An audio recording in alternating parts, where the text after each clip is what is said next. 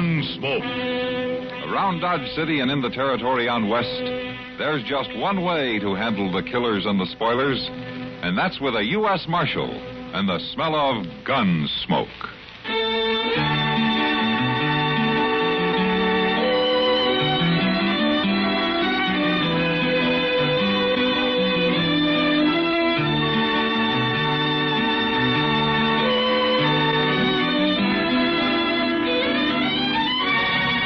Gunsmoke, starring William Conrad. The story of the violence that moved west with young America. And the story of a man who moved with it. I'm that man. Matt Dillon, United States Marshal. The first man they look for and the last they want to meet. It's a chancy job, and it makes a man watchful. And a little lonely.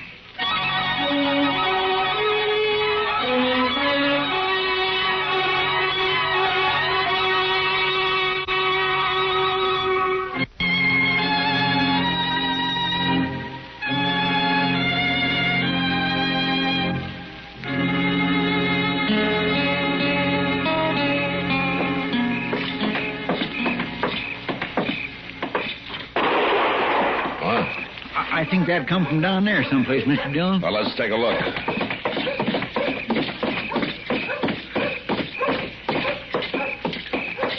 My golly, I don't know.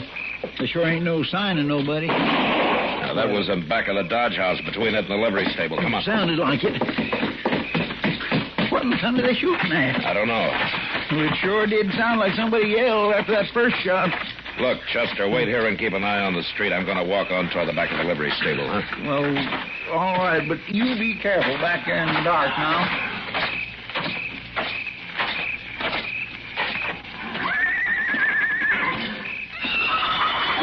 Oh, no. No call to get spooked.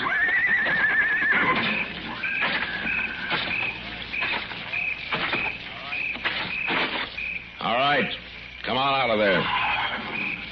You hear me? You go mind your own business. You better drift, mister.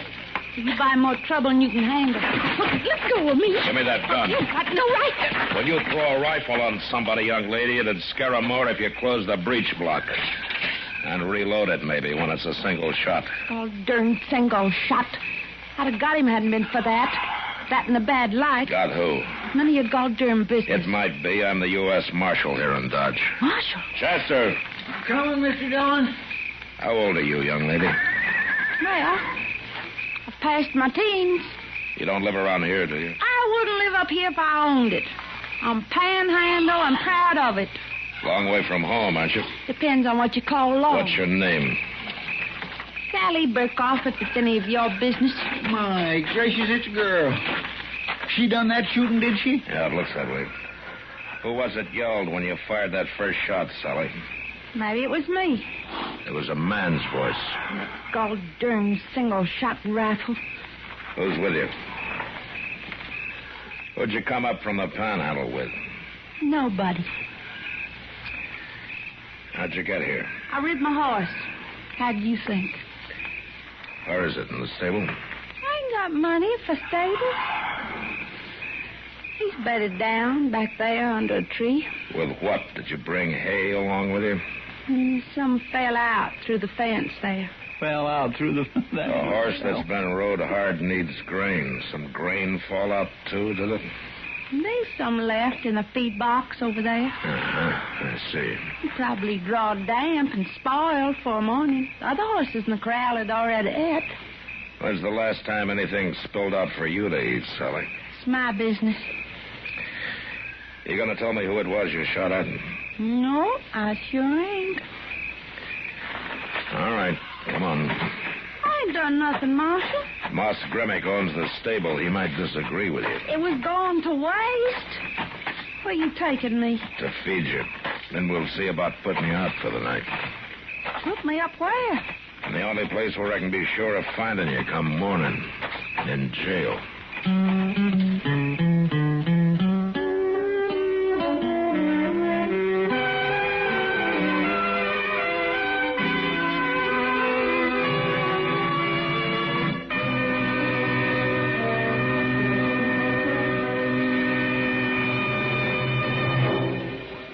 In the early days of World War II, an organization was born. An organization which offered benefits to all members of the United States Armed Forces. It was formally opened in April 1942 at Madison, Wisconsin, and called the Army Institute. Its mission was to provide educational opportunities for millions of American youths entering the armed forces. The response from servicemen and women was immediate and enthusiastic. Later that year, the facilities were made available to the Navy, and in February 1943, the name was changed to United States Armed Forces Institute. This was the first USAFI. Today, there is a bigger, improved USAFI with 5 branches in various areas of the world. But the mission is still the same. The number one client is still the United States serviceman, receiving an opportunity to develop power through knowledge with USAFI.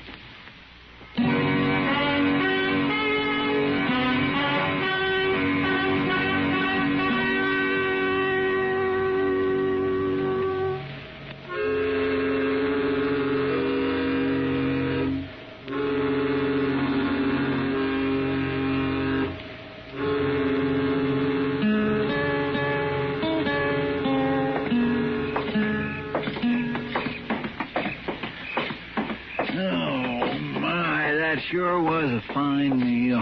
I'll bet better. Was that so? Well, just tell me where. At home, that's where.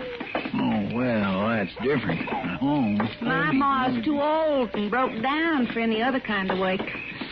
She's a gol darn good cook when there's anything to cook. Been kind of hard going, huh, Sally? It's my business. Yeah, I figured it would be. Well, here's your hotel, young lady. Oh. It sure ain't much of a jail. You've been in better ones, have you? I ain't never been in none before. Marshal, I don't want to go to jail. Ah, come on. It's not as bad as it sounds. Just haven't got any other place to put you. Hello, Decker. Marshal, I want to report a shoot. That's him. Give me that gun.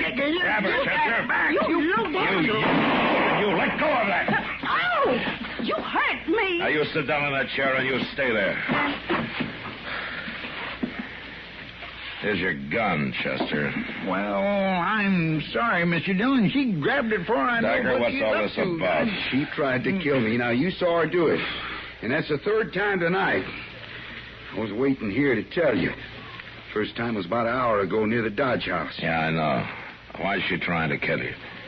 Just crazy, I guess. How would I know why? You know why, all right, you sneaking yeller dog. Sit down, Sally. He stole money from me and Ma. All we had, $600. That ain't so. Wait a minute, Decker. What happened, Sally? He come up through the panhandle last fall fetching a trail herd from East Texas. Fine breeding stock, he said they was, and he sold me 100 head for $6 a head, $3 under the going price. There, you see, nobody stole nothing from her. Yeah, I remember that drive of yours last fall, Doctor. You started out with 2,500 head and didn't get here with more than about 400. I just had some bad luck, was all. Sure. Them cattle had the chokes, was all through the herd. Cowpox, huh? They was dying on him before he hit the panhandle. Only I didn't know it. And he seen a chance to unload 100 of them on me. They started dropping before he was gone 3 days. Last one died 2 weeks ago. And when the chokes gets in a herd, there ain't nothing you can do. That's one of the risks of the cattle business. You can't blame me for it. You know they had it when you sold them to me. I don't suppose you told her that, did you, Decker? Of course not. When a man's out to make a deal, he don't have to tell what he ain't asked. Even when the buyer's a girl? That was a legal sale. Now, whose side are you on, Marshal? I come here for protection. You mean to have the girl locked up or run out of town, maybe? I sure do. All right, Decker, you've made your complaint. Now get out. Well, now, wait a minute. I said get out. Marshal, I'm just going to hold you responsible for anything she does. You do that fine. Standing up for that little wildcat. Sally, if I was to let you go, what would you do? Have another try at shooting Clem Dyker. That's what I thought. Ain't likely to miss him 4 times in a row. All right, Chester, take her back and get her settled in one of those cells. Yes, sir. What are you aiming to do with me, Marshal? I don't know, Sally. I just don't know.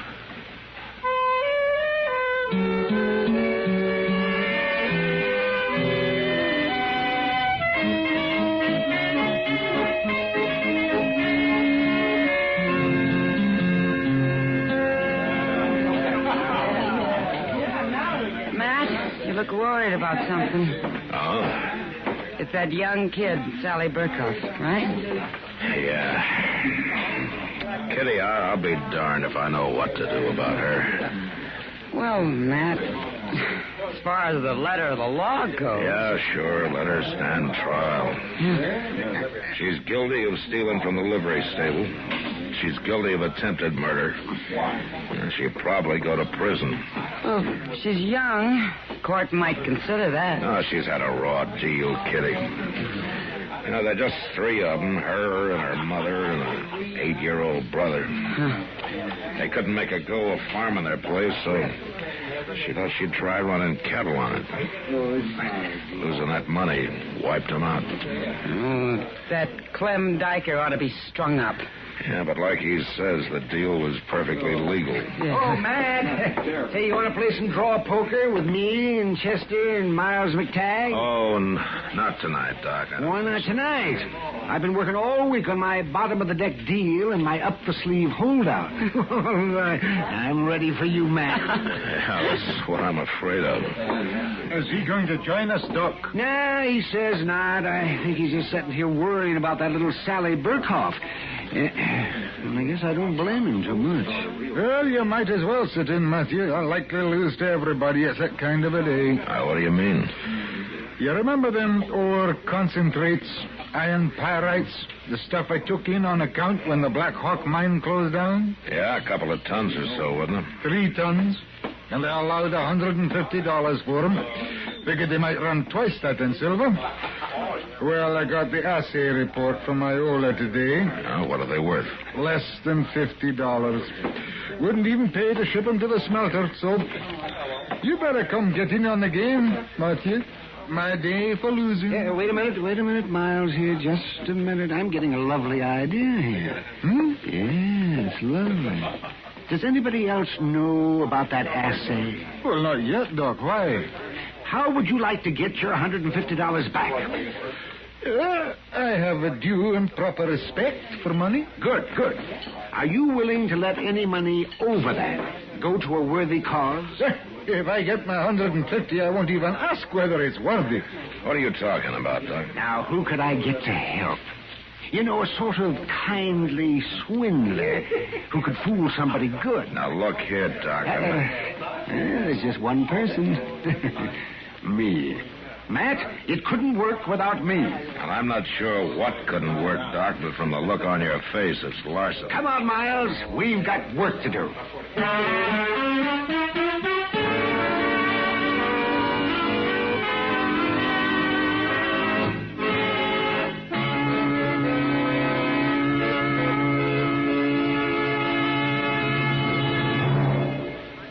Another visit with Joe and Daphne Forsythe. Hey, honey, I'm home. Daphne. Drop dead. Uh-oh, what's the matter, honey? Don't you speak to me, you Don Juan. Don Juan? Daphne, I'm no Don Juan. No habla español. Very funny. Ha, ha, ha. Well, it was no prize winner, but... Neither are you Lothario. I've often wondered, what's a Lothario? I don't know, but that's what the wives on TV always call their husbands.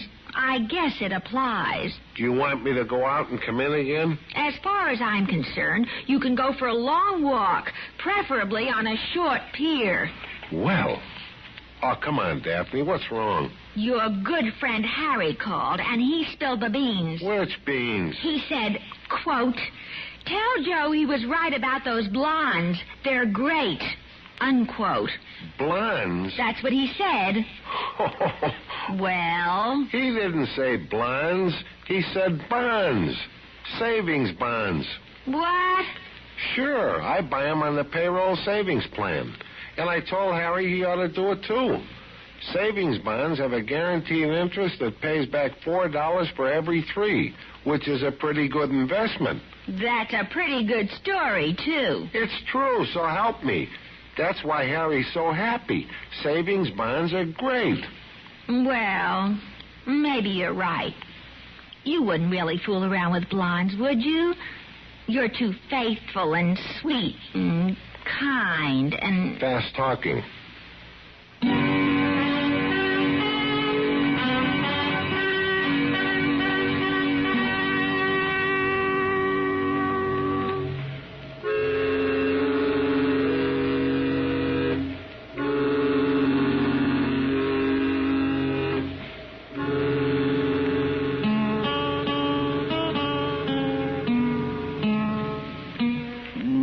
Had plenty of time all the way around, Mr. Dillon. I just don't reckon Doc's little Dido's going to work. Well, there's nothing certain in this world, Chester. Doggone it. I sure wished it had, though. Do my heart good to see that low-down dyker get his. Are you gentlemen alone? Well, come on in, Miles. Come on in. Well, I'd never have believed it. I figured Doc and me ought to team up and do this every week or so. Yeah, well, you do, and I'll jail both of you. How much? Oh, you wouldn't loosen up, would you, Matthew? Maybe let me take out just a little profit. You get $150. Now, let's have the rest of it. Yeah. Well, there you are. $820. $820. And I think he'd even have gone another 100 if I'd held out. Oh, this is enough. And it gives her a couple of $100 extra to pay for her trouble. Oh, he was hopping from one foot to the other. I never saw a man in my life with so much larceny in his soul. Chester, go get Sally, will you? Yes, sir. He had 3 men in a wagon waiting outside. They started loading up the concentrates to haul away the minute he paid me. I told the clerk to wait till he got them all on the wagon before he gave him that assay report from Iola. Well, I figured he ought to have it, seeing that he owns the concentrates now. That was real generous of you, Miles. Well, at least I got my 150 back. I think I'll kind of lay low for the rest of the day, Matthew. He's going to be madder than a hornet when he finds out. Yeah, I expect he will. I'll see you later, Miles. Yep. Right on in there, young lady. Go on. What are you aiming to do, Marshal? You going to turn me loose? Well, that depends, Sally. I can't very well turn you loose and have you walk right out of here and start shooting at Clem Dyker again, now can I? Then you might as well take me back to that cell. Now, wait a minute, Sally. Suppose that you did kill him. It wouldn't get your money back, would it? No, but it'd sure give me a deal of pleasure. Now, suppose you had your $600 back with a couple of hundred to boot. Oh, fair chance of that ever happening. Yeah, but suppose it did. Would you be willing to get on that horse of yours and hightail it back to the Panhandle? Marshal, you don't mean he's going to give that money back? Well, here it is. All of it. And $220 besides. You mean it's mine? I can take it? You can take it. And get. And good luck to you. Oh, well, I'll be as soon as it's gone. Well, am I busting in on something? No, come on in.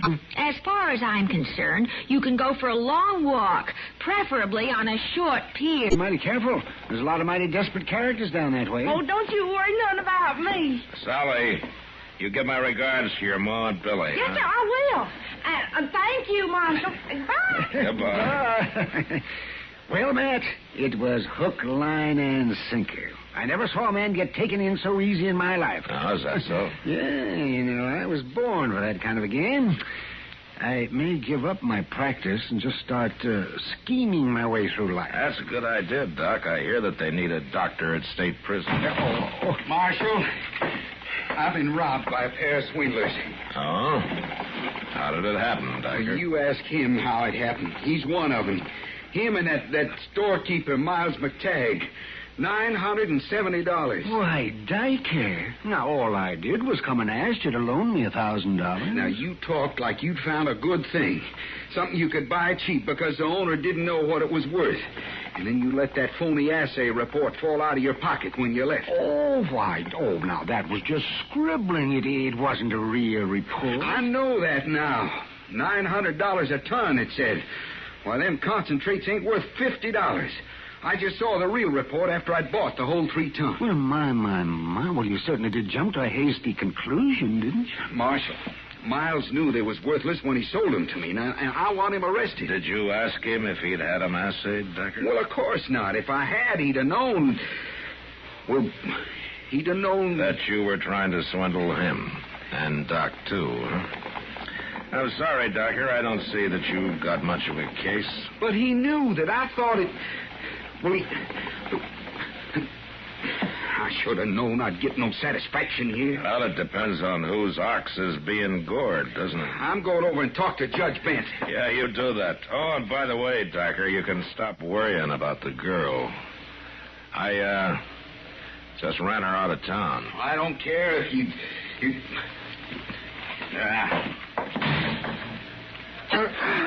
$820. $820. And I think he'd even have gone another 100. Don't worry, Chester. That kid'll make out wherever she is.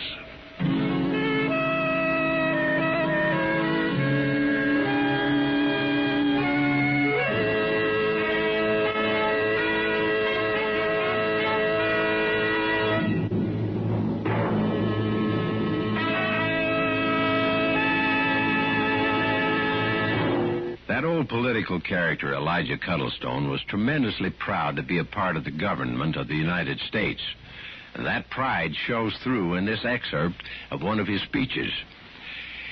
And it is my sincere belief, I believe that the United States of America is without doubt, indisputably, the most successful experiment in democracy, that is, in democratic rule, that the world has ever known.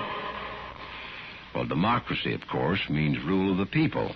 It's from the Greek demos, people, and kratos, meaning rule, strength, or power. Most forms of government owe their names to the Greek. For instance, anarchy is from the Greek word anarchia, composed of an, meaning no, and archos, ruler. An anarchist wants no king, emperor, or president above him. An oligarchy is a form of government where a restricted few have supreme power. Oligarchy comes from the Greek oligos, meaning few, and archo, which means rule, ruled by a few. The Greek word hieros meant holy, and the word hierarchy once meant a government by officers of the church. Hierarchy now represents a system of graded authority. And the strange word ochlocracy means mob rule. In Greek, oklos means crowd or mob. Words like these literally make politics Greek to most of us.